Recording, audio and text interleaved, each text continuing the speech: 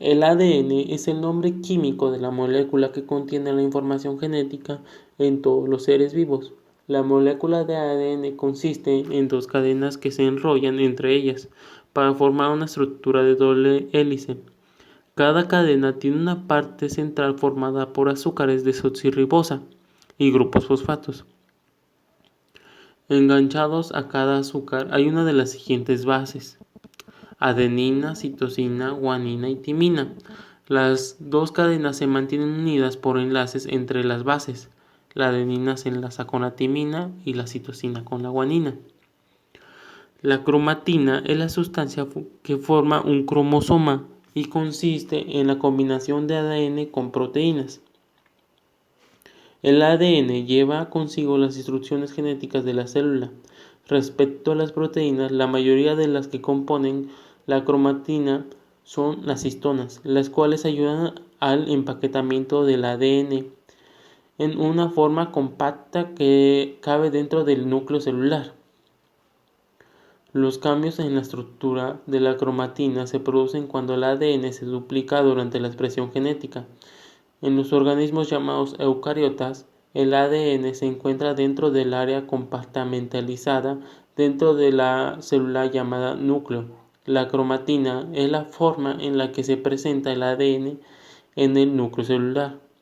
La función principal de la molécula de ADN es el almacenamiento a largo plazo de información para construir otros componentes de las células, como proteínas y las moléculas de ARN.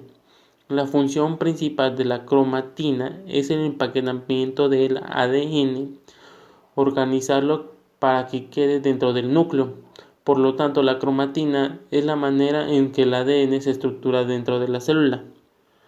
La cromatina fue descubierta en 1880 por Walter Fleming, quien le otorgó este nombre debido a su afinidad por los colorantes. Las histonas fueron descubiertas poco después, en 1884, por Albert Schweitzer. Pocos procesos se realizaron en la determinación de la estructura de la cromatina hasta la década de 1970, cuando se pudieron hacer las primeras observaciones de fibras de cromatina por microscopios electrónicos, revelando la existencia del nucleosoma, la unidad de la base de la cromatina, cuya estructura detallada fue finalmente resultada por cristalografía de rayos X en 1997. El primer aislamiento del ADN fue en 1869 por un bioquímico suizo llamado Friedrich Michel en 1844-1895. La sustancia de Michel aisló era blanca y azucarada, ligeramente ácida y contenía un fósforo. Dado que a ello solo en el núcleo de las células, la llamó nucleína, nombre que luego se transformó en el ácido nucleico y mucho después en ácido desoxirribonucleico, ADN, para distinguir un compuesto químico que también se encuentra en la célula, el ácido ribonucleico, RNA.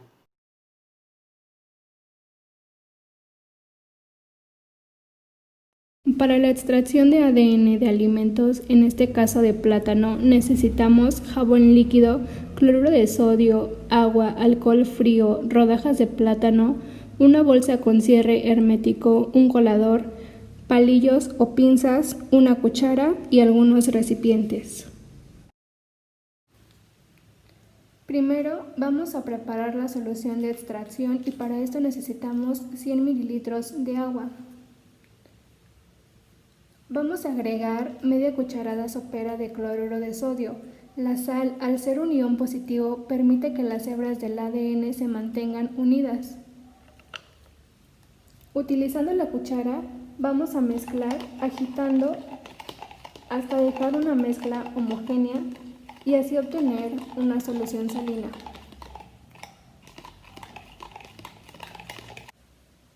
En otro recipiente se van a colocar 10 mililitros de jabón líquido y en este mismo recipiente se van a colocar también los 100 mililitros de solución salina que se prepararon previamente. Vamos a mezclar evitando hacer espuma y el jabón arrastrará a los lípidos y a las proteínas que sean solubles en lípidos.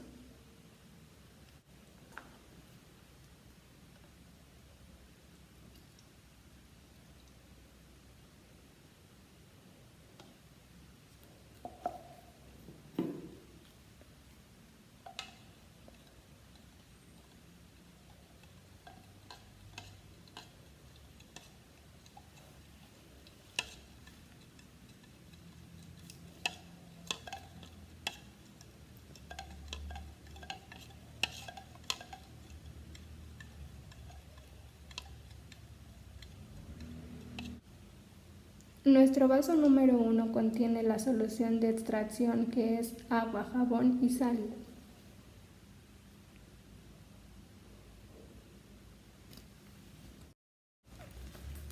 Las rodajas de plátano las vamos a colocar en la bolsa con cierre hermético y vamos a colocar toda la solución de extracción que preparamos previamente.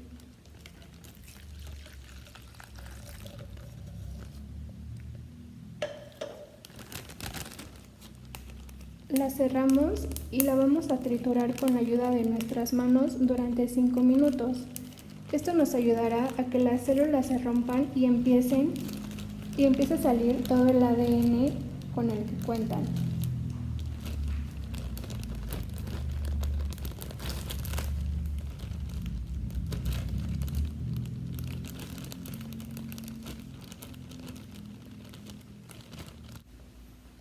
Después de triturar durante 5 minutos, estos son los tejidos molidos del plátano. Ahora con un colador vamos a separar la fase acuosa y la vamos a recuperar en otro vaso.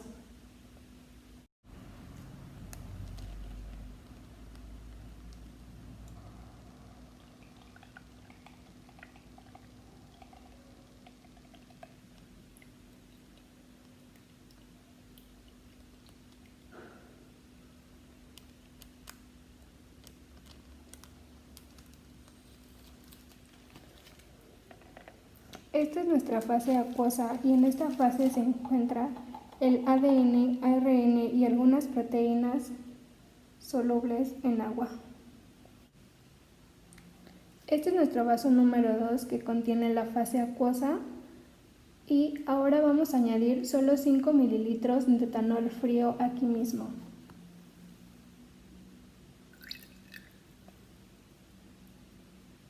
Vamos a esperar durante 5 minutos y observaremos lo que se produce. El ADN no es soluble en alcohol, al contrario del resto de las moléculas que quedaron. Se comienza a precipitar, se separa de la solución y se aglomera formando una nube fácilmente reconocible.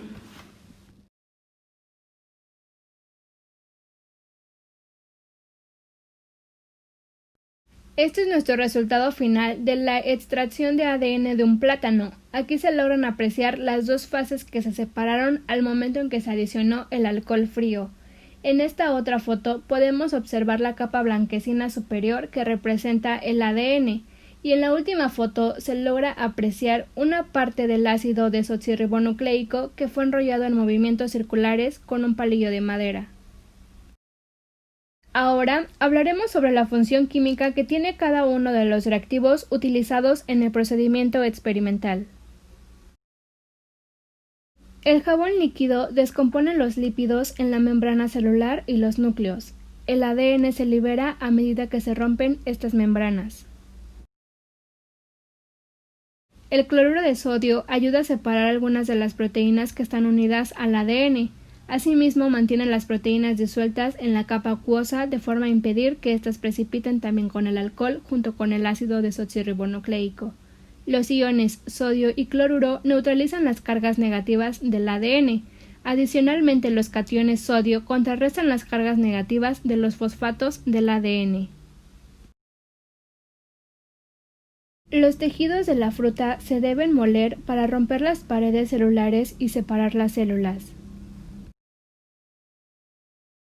El alcohol disminuye la constante eléctrica de la solución acuosa. El etanol frío provoca que el ADN se separe del agua y precipite. Cuando el ácido desoxirribonucleico se separa de la solución acuosa, tiende a agruparse, lo que hace que sea visible. Las fibras que se precipitan en el último paso son solo ácido desoxirribonucleico. Se sabe que alrededor de 40 diferentes patógenos de origen alimentario causan enfermedades humanas. Más del 90% de los casos confirmados y las muertes causadas por dichos patógenos han sido atribuidos a las bacterias. Aproximadamente el 98% de los microorganismos encontrados en los productos alimenticios no son patógenos. Por esta razón, se requiere desarrollar pruebas de diagnóstico que puedan detectar específicamente el microorganismo de interés. La inocuidad de los alimentos es un concepto inherente a la seguridad alimentaria y está relacionada con muchos aspectos de las tecnologías de elaboración de alimentos. Por lo tanto, el desarrollo y la optimización de alternativas novedosas para el seguimiento, caracterización y enumeración de patógenos en alimentos es uno de los aspectos clave en la microbiología de alimentos y se vuelve cada vez más importante para esta área.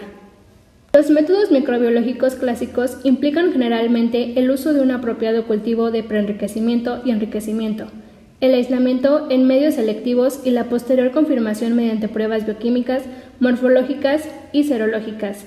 Todo esto es laborioso. La obtención de resultados puede tomar algunos días, semanas y adicionalmente presentan baja sensibilidad. La enumeración de patógenos transmitidos por alimentos es un aspecto principal del diagnóstico molecular microbiológico, especialmente si quiere utilizarse para la evaluación cuantitativa del riesgo. La reacción en cadena de la polimerasa, PCR, es la técnica del diagnóstico molecular más ampliamente utilizada debido a su protocolo rápido y de fácil uso. Las técnicas del diagnóstico molecular representan una alternativa prometedora en el campo de los alimentos, debido a su rapidez, elevada sensibilidad y eficiencia para la detección temprana de microorganismos patógenos. Por ello, el número de métodos moleculares con potencial utilidad en el área de microbiología de alimentos se ha ido incrementando y diversificado. La PCR destaca como el método de diagnóstico molecular más aplicado en el área de alimentos y recientemente variaciones de este, como la PCR en tiempo real, han sumado ventajas adicionales a esta técnica, entre las que destaca una mayor velocidad en la obtención de resultados. Sin embargo, los equipos y reactivos resultan más costosos que aquellos empleados como los métodos tradicionales de cultivo.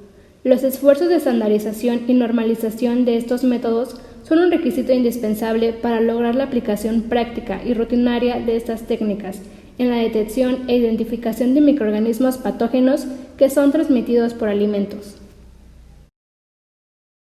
La extracción del ADN de los alimentos permite la detección de virus, bacterias o investigaciones sobre enfermedades.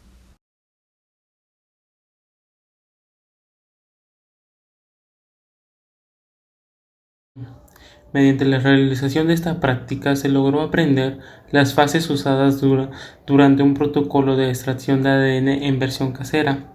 Asimismo, se comprendió la función de cada reactivo utilizado durante este proceso y así poder emplear conocimientos obtenidos hacia protocolos y reactivos que se utilizan en los laboratorios. En la industria alimentaria, el ADN se utiliza para detectar posibles fraudes en el caso que se trate de zumos o de mezclas, carnes o pescados, y también se utiliza para la detención e identificación de patógenos en alimentos. Estas son nuestras referencias consultadas. Biotecval. Maravillarse es el primer paso para un descubrimiento. Muchísimas gracias.